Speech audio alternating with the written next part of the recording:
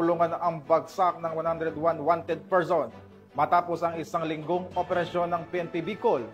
Ito ay bahagi ng pagpapaigting kontra kriminalidad ng Police Regional Office 5. Patroluman Vanessa Sol, ibalita mo.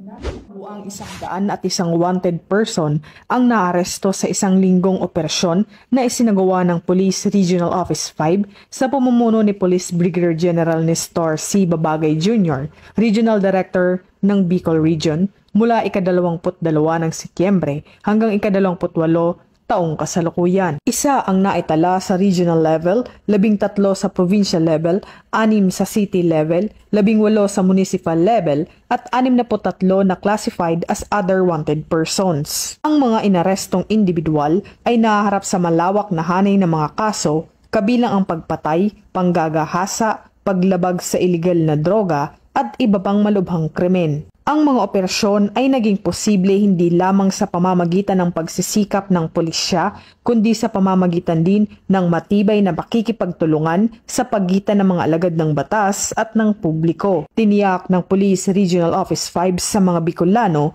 na pananatilihin nito ang mga operasyon nito laban sa mga wanted na kriminal at lalo pang paigtingin ang mga proactive na hakbang upang palakasin ang kaligtasan ng publiko at palakasin ang tiwala sa pagpapatupad ng batas. Mula dito sa Legazpi City, Albay, ako ang inyong PNN correspondent, Patrolwoman Vanessa Sol, alagad ng batas, tagataguyod ng Balitang Pulis.